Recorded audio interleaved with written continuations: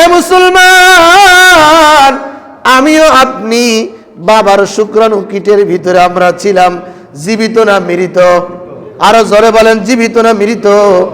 এই একটা রক্তের দোলা থেকে আমার আসমানের মালিক আল্লাহ আপনাকে আমাকে মায়ের গর্ভের ভিতরে ফিট করেছে।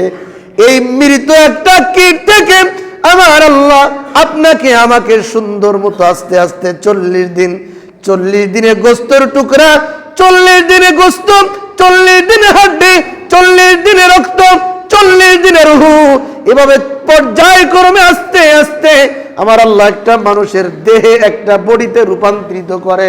রূপান্তরিত করার পরে আমার আল্লাহ নিজ কুদরত দ্বারা একটা রূহ ওই বান্দার মায়ের গর্ভের ভিতরে বান্দার রূহের জায়গায় সুন্দর করে বসায় দেয়। বলেন সুবহানাল্লাহ।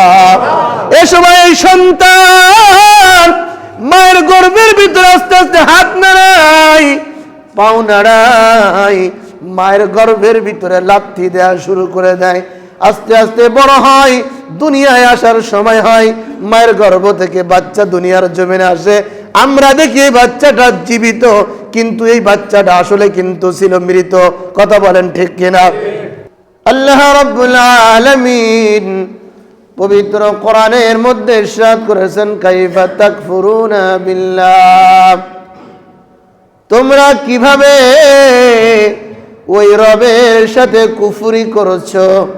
কাইফা তাকফুরুনা বিল্লাহ, তোমরা কেমন করে আল্লাহর সাথে তোমরা কুফরি করছো।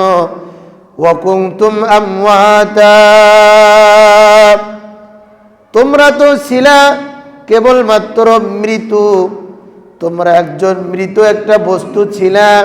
ফাআহইয়াকুম, মৃত্যু থেকে আমার আল্লাহ তোমাদেরকে জীবন দান করেছে।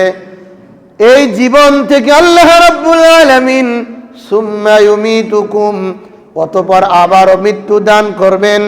সুম্মা ইউহয়িকুম, এই মৃত্যু থেকে আমার আল্লাহ আপনাকে আমাকে আবারও জীবিত করবেন। জীবিত করার পরে সুম্মা ইলাইহি তুরজাউন, রব্বুল আলামিন আবারও ডাক দিয়ে বলে, বান্দারে তোমরা তো মৃত্যু ছিলা, মৃত্যু থেকে তোমাদেরকে আমি আল্লাহ জীবন দান করলাম। এই জীবন থেকে তোমাদেরকে আমি আল্লাহ আবারও মৃত্যু দান করব। এই মৃত্যু থেকে তোমাদেরকে আমি আল্লাহ আবারও জীবন দান করব। সুম্মা ইলাইহি তুরজাউন, তোমাদের প্রত্যেককে আমি রবের কাছে আবারও ফিরে আসতে হবে। কাইফা তাকফুরুনা বিল্লাহ, কিভাবে তোমরা আল্লাহর সাথে কুফরি করো, কিভাবে তোমরা রবের সাথে কুফরি করো। রব তোমাদেরকে বলেছে, বান্দারে 5 ওয়াক্ত নামাজ ঠিক মতো তোমরা পড়বা। রব তোমাদেরকে বলেছে, বান্দারে আযান মসজিদের মেম্বার থেকে তোমার কানে আসবে। দুনিয়ার জমিনের সমস্ত কাজগুলো তুমি বাদ রেখে মাওলার ডাকে সাড়া দিয়ে তুমি উজু করে জামে মসজিদের দিকে সুন্দর মতো চলে যাবা। বান্দারে দুনিয়ার জমিনে আমি আল্লাহ তোমাদেরকে পাঠাইলাম, কেমনে তোমরা আমার সাথে কুফরি করো। বান্দা দুনিয়ার জমিনে পাঠাইলাম, গভীর রজনীতে ঠান্ডা পানি দিয়ে তোমরা আমার কাছে আসো উজু করে, তাহলে আমি আল্লাহ তোমাদের জন্য পরকালে শান্তির ঠিকানা, তোমাদের নামটা জাহান্নামীদের খাতা থেকে কেটে আমি আল্লাহ তোমাদের নামগুলো জান্নাতীদের খাতায় লিখিয়া দিব। জোরে বলেন সুবহানাল্লাহ। দুনিয়ার জমিনে মানুষ যে সময় এই আয়াতের ব্যাখ্যা এবং তাফসীর, দুনিয়ার জমিনে মানুষ যে সময় আল্লাহকে ভুলে, রবকে ভুলে দুনিয়ার সব কিছু ঠিক রাখে, কিন্তু রবকে ঠিক রাখে না। এই সময় আল্লাহ ওই বান্দা ওই বান্দিকে ডেকে ডেকে বলে, কাইফা তাকফুরুনা বিল্লাহ, রবের কাজ করার দরকার তোমাদের ছিল, কিন্তু রবের সমস্ত কাজগুলো বাদ দিয়া দুনিয়ার কাছে তোমরা কেমন করে লিপ্ত হয়ে আসো, কেমন করে তোমরা রবের সাথে কুফরি করছো। তোমরা কি জানো না দুনিয়ার জমিনে আসার পূর্বে তোমরা তো ছিল মৃত। দুনিয়ার জমিনে আসার আগে আমরা কি ছিলাম? আর জোরে বলেন, কি ছিলাম?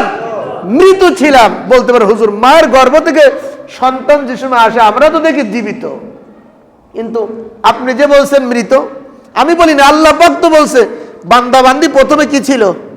মৃত ছিল। আচ্ছা, এই মৃত বান্দা থেকে আল্লাহ পাক জিন্দা বানাইতে পারে কি পারে না? মুরগির ডিম আছে, ডিম দেখেছেন আপনারা? দেখেন নাই মুরগির ডিম? ডিম বাচ্চা ফুটার আগে এই মুরগির ডিমটা মৃত্যু থাকে নাকি জীবিত থাকে? এই ডিমগুলো সংগ্রহ করেন 26 দিন 22 দিন 1 মাস মুরগির তাওয়ার তলে মৃত ডিমগুলো যদি রাখলে ওই ডিম থেকে জীবিত বাচ্চা বের হয় কি হয় না? আরো জোরে বলেন, হয় কি হয় না? এ মুসলমান, আমিও আপনি বাবার শুক্রাণু কিটের ভিতরে আমরা ছিলাম, জীবিত না মৃত? আরো জোরে বলেন, জীবিত না মৃত? এই একটা রক্তের দোলা থেকে আমার আসমানের মালিক আল্লাহ আপনাকে আমাকে মায়ের গর্ভের ভিতরে ফিট করেছে। এই মৃত একটা কীট থেকে আমার আল্লাহ আপনাকে আমাকে সুন্দর মতো আস্তে আস্তে 40 দিনে গোস্তের টুকরা, 40 দিনে গোস্ত, 40 দিনে হাড্ডি, 40 দিনে রক্ত, 40 দিনের রূহ, এভাবে পর্যায়ক্রমে আস্তে আস্তে আমার আল্লাহ একটা মানুষের দেহে একটা বডিতে রূপান্তরিত করে। রূপান্তরিত করার পরে আমার আল্লাহ নিজ কুদরত দ্বারা একটা রূহ ওই বান্দার মায়ের গর্ভের ভিতরে বান্দার রূহের জায়গায় সুন্দর করে বসায় দেয়। বলেন সুবহানাল্লাহ। এই সময় এই সন্তান মায়ের গর্ভের ভিতরে আস্তে আস্তে হাত নাড়ায়, পাও নাড়ায়, মায়ের গর্ভের ভিতরে লাথি দেওয়া শুরু করে দেয়। আস্তে আস্তে বড় হয়, দুনিয়ায় আসার সময় হয়, মায়ের গর্ভ থেকে বাচ্চা দুনিয়ার জমিনে আসে। আমরা দেখি এই বাচ্চাটা জীবিত, কিন্তু এই বাচ্চাটা আসলে কিন্তু ছিল মৃত। কথা বলেন ঠিক কিনা? এই জন্য আল্লাহ পাক বলে, কাইফা তাকফুরুনা বিল্লাহ, এ জগৎবাসীরা, ওই রবের সাথে কেমনে তোমরা কুফরি করো? টাকা পাইলা, বাড়ি পাইলা, গাড়ি পাইলা, অর্থ সম্পদ পাইলা, ক্ষমতা পাইলা, রাজত্ব পাইলা, তুমি কি দেখো না ছোট্ট যে সময় মায়ের গর্ভে তুমি ছিলা অত্যন্ত দুর্বল, এর আগে তুমি ছিলা মৃত। মৃত্যু থেকে আমার আল্লাহ তোমাকে বানাইলো জীবিত। এই জীবিত থেকে আল্লাহ তোমাকে বড় করবেন, বড় করার পরে আল্লাহ তোমাকে আবার মৃত্যু দিবেন। কথা ঠিক না বে ঠিক? মৃত্যু দিবেন, কবর জগতে যেতে হবে। এই মৃত্যু থেকে আমার আল্লাহ আবারও জীবিত করবেন। সুম্মা ইউহয়িকুম, আল্লাহ পারে কি পারে না? আরো জোরে বলেন, পারে কি পারে না? আমার আল্লাহ বলে, বান্দারে মৃত্যু ছিল, জীবিত করলাম, জীবিত আছো, আবারও মৃত্যু দিব। মৃত্যুর পরে ওইখান থেকে আমি আল্লাহ আবারও জীবিত করব। সুম্মা ইলাইহি তুরজাউন, আমি রবের কাছে তোমাদের প্রত্যেকটা নফসকেই ফিরে আসতে হবে। ঠিক কিনা? এই জন্য দুনিয়ায় আসার পরে বুদ্ধিমান তো তারা যারা মাথার ভিতরে রাখে আল্লাহর সাথে কুফরি করব না, ফিরে যেতে হবে। দুনিয়ায় আসলাম ঠান্ডা পানি দিয়ে উজু করে মসজিদে আসতে হবে। দুনিয়ায় আসলাম সৎ কাজের আদেশ করতে হবে, দুনিয়া আসলাম অসৎ কাজের নিষেধ করতে হবে। দুনিয়া আসলাম ভালো কথা বলতে হবে, দুনিয়া আসলাম কোরআন পড়তে হবে, দুনিয়া আসলাম হাদিস পড়তে হবে, দুনিয়া আসলাম নামাজ পড়তে হবে, দুনিয়া আসলাম দাড়ি রাখতে হবে, দুনিয়া আসলাম যাকাত দিতে হবে, দুনিয়ায় আসলাম রোজা রাখতে হবে, দুনিয়া আসলাম মানুষের সাথে হুসনে খুলুক, উত্তম চরিত্রের অধিকারী হতে হবে। দুনিয়া আসলাম প্রত্যেকটা পয়েন্টে নবীর সুন্নতগুলো মেনে চলতে হবে। যদি মেনে চলা হয় তাহলে আল্লাহর দরবারে আমরা সাকসেস, আর যদি না মানা হয় তাহলে আল্লাহ আপনাকে এবং আমাকে ডাকে, কাইফা তাকফুরুনা বিল্লাহ। মরা থেকে জীবিত করলাম, জীবিত থেকে মরা বানাইলাম, মরা থেকে আবারও জীবিত করলাম, মরার পরে আবারও যে জীবিত করব। হাদিসের মধ্যে আমরা শুনি যে মানুষ মরবে, মরার পরে অনেক অনেক শাস্তি হবে। শুনেছি কি শুনি নাই? যে আমরা মরব, মরার পরে পানিশমেন্টের শেষ নাই, জাহান্নামে জ্বলতে হবে, আগুনে পড়তে হবে, কবরটা দুই পাশে চাপ দিবে। এগুলো মিথ্যা কথা, এগুলো এগুলো সব কি? আরে কথা এগুলো সব কি? আরে মানুষ মরার পরে কবরের মাটি চাপ দিবে, মানুষ মরার পরে আগুনে জ্বলাবে, সব মিথ্যা। কারণ কি? একজন ইমানদার যে সময় দুনিয়ার জমিন থেকে মরে, ওই ইমানদারের কবরের মাটি চাপ দিবে না, ঠিক কিনা? কারণ ইমানদার তো মরে, বদকার মরলে সে যেখানে যায় সেখানে যাক, কোনো আফসোস নাই, ঠিক কিনা? এই জন্য আমার আল্লাহ বান্দাদেরকে রেখে বলে মরার পরে কবরে আযাব হবে না, মরার পরে কবরের মাটি চাপ দিবে না, মরার পরে তোমার কবরটা জাহান্নামের টুকরা হবে না। মরতে দেরি আল্লাহ তোমাকে এমন একটা ঘুম পড়াইয়া দিবে যে ওই মিকাইল আলাইহিস সালাম তোমাকে যে সিংহে একটা ফুৎকার দিবে, সেদিন শুধু তুমি উঠবা, এর আগে তোমার আর কোনো হিসাব কিতাব নাই। বলেন সুবহানাল্লাহ।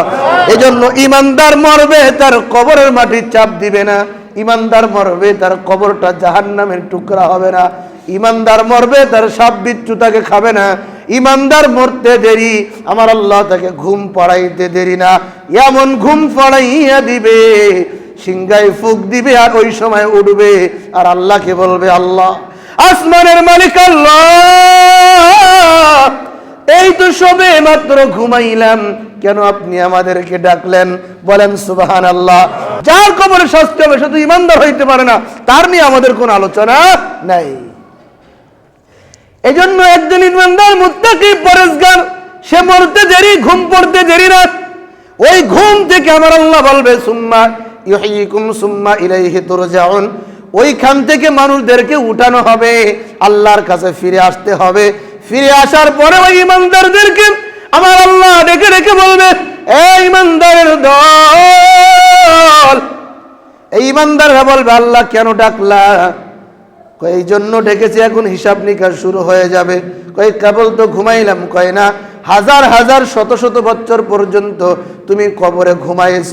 ইমানদাররা বলবে, আল্লাহ মনে হইতেছে এই সবে মাত্র ঘুমাইলাম, এখন আপনি আমাদেরকে ডাক দিছেন। বলেন সুবহানাল্লাহ। ইমানদারদেরকে আবার আল্লাহ কাছে নেবেন। কই নামাজ পড়ছিলাম, রোজা রাখছিলাম, যাকাত দিছিলাম, হ্যাঁ আল্লাহ দুনিয়ার জমিনে সব কিছু করেছিলাম। কই ঠিক আছে, ডান পাশে আসো। কোন পাশে? আল্লাহ বলবে আসো, ডান পাশে আসো। ডান পাশে তুমি আসবা, আর আল্লাহ পাক হাতের ভিতরে আমল নামাটা দিবে, আমল নামাগুলো বান্দা পড়বে, আমল নামাগুলো পড়বে আর হাসবে।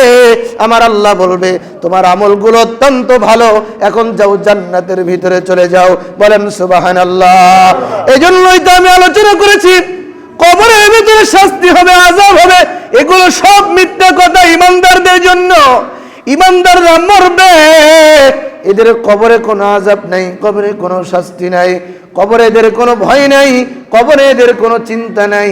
এই জন্য আল্লাহ পাক বলবে, লা তাহজান ইন্নাল্লাহ মা'ানা লা খাউফুন আলাইহিম ওয়ালা হুম ইয়াহজানুন। আল্লাহ রাব্বুল আলামিন বলে, এই বান্দাদের দুনিয়ায় কোনো ভয় নাই, আখিরাতেও এই বান্দাদের কোনো ভয় নাই। এই জন্যই আয়াতের তাফসীর করেছে তাফসীরে জালালউদ্দিন জালালাইনের ভিতরে আল্লামা জালালউদ্দিন সুয়ুতী রাহমাতুল্লাহি আলাইহি উনি একটা তাফসীর লিখেছেন, তাফসীরে জালালাইন শরীফ। এই তাফসীরের ভিতরে আয়াতের ব্যাখ্যা উনি করেছেন, লা খাউফুন আলাইহিম ফিদ দুনিয়া, দুনিয়াতে এদের কোনো ভয় নাই, ওয়ালা হুম ইয়াহজানুনা ফিল আখিরাহ, এই সমস্ত ইমানদারদের আখিরাতেও কোনো ভয় নাই। বলেন সুবহানাল্লাহ।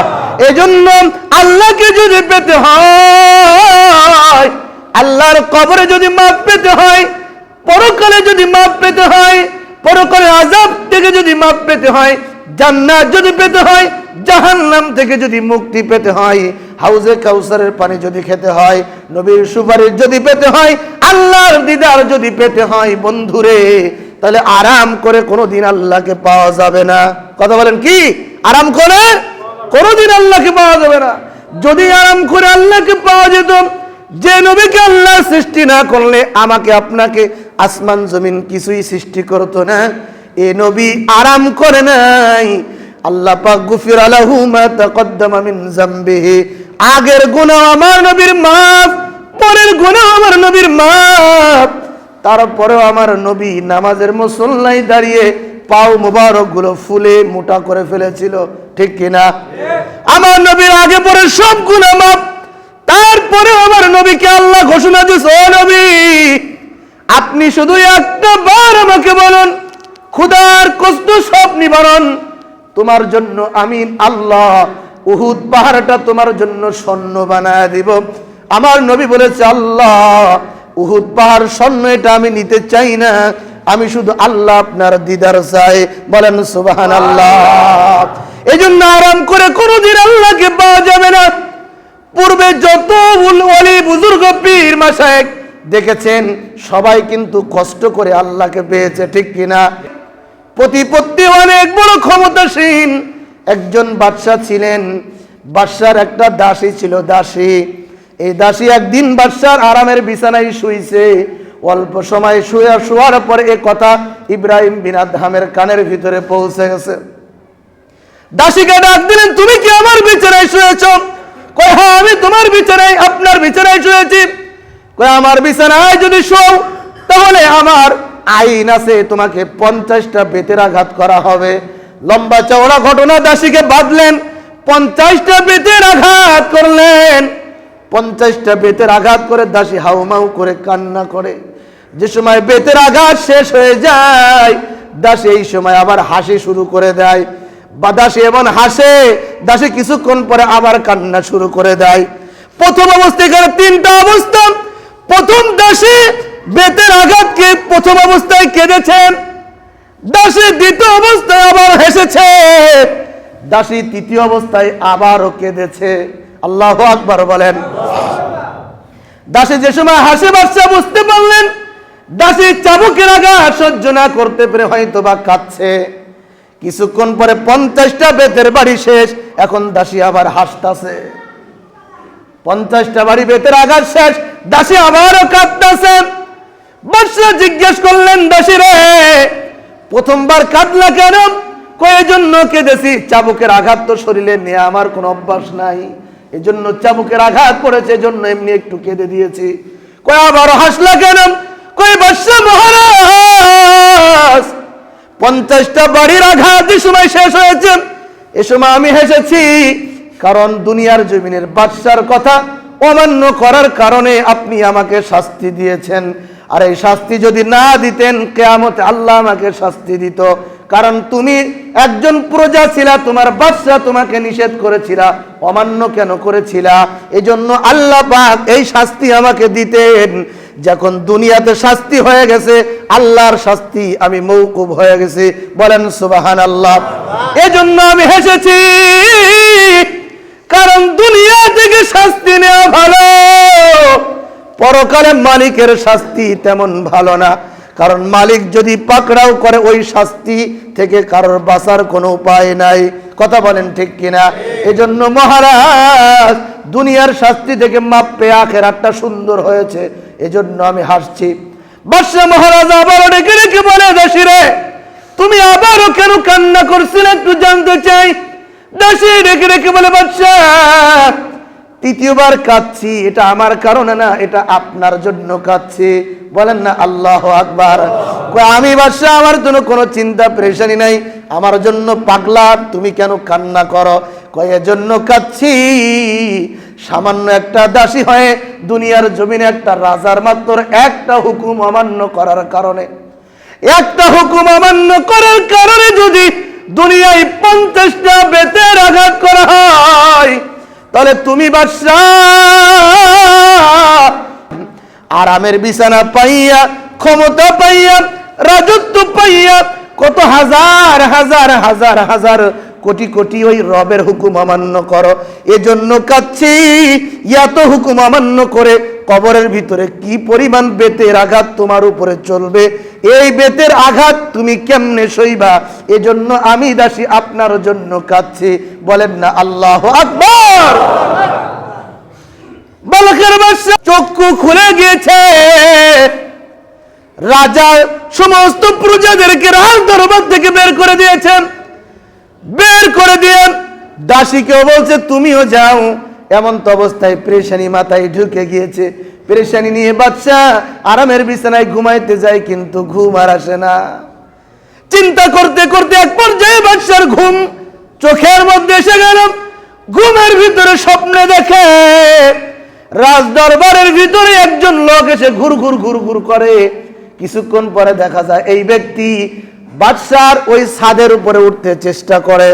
ইব্রাহিম বিন আদহাম ঘুমের ঘরে ওই ব্যক্তিকে বলছে, তুমি এখানে কেন অনেকক্ষণ ঘুরু ঘুরু করো? ছাদের উপরে কি চাই? কয় বাদশা জাহাবানা, ছাদের উপরে আমি আমার একটা ঘোড়া আছে, হারায় গেছে। কি ঘোড়া? আমার একটা ঘোড়া ছিল, ঘোড়াটা হারিয়ে গেছে, এই ঘোড়াটা খুঁজতে আপনার ছাদের উপরে আসছে। কয় পাগল নাকি? ঘোড়া খুঁজতে ছাদের উপরে আসছে, যদি ছাগল হইতো বোঝা যাইতো না, এটা ভুলে আস্তে আস্তে সিঁড়ি বেয়ে ছাগলটা ছাদের উপরে উঠছে। বোকা নাকি তুমি যে তোমার উট আমার ছাদের উপরে আসছে, উট হারায় গেছে, উট খুঁজতে তুমি যাইবা মরুভূমিতে? কথা বলে ঠিক কিনা? স্বপ্নের ঘরে ওই ব্যক্তি রাজা মহাদেবকে রেখে রেখে উট হারিয়ে গেলে যদি এই উটটা তোমার ছাদের উপরে না পাওয়া যায়, তাহলে তুমি কেমন করে আশাবাদী হও আরামের বিছানায় শুয়ে শুয়ে তুমি রবকে পেয়ে যাবা? উট যদি ছাদে, যেমন উট ছাদে উঠা অসম্ভব, ঠিক তেমনি ভাবে আরামের বিছানায় শুয়ে শুয়ে রবকে পাওয়া তার চেয়েও বেশি অসম্ভব। বলবেন না আল্লাহু আকবার? ইব্রাহিম বিন আদহামের ঘুমটা ভেঙে গেল। বাড়ির ভিতর থেকে রাজদরবারের সবকিছু তুলেন, একটা কম্বল নিলেন। কম্বলটা নিয়ে রাজদরবার ত্যাগ করার সময় দেখে গেটের ভিতরে দুইজন দারোয়ান ছেড়া একটা কম্বল নিয়ে ঘুমায়।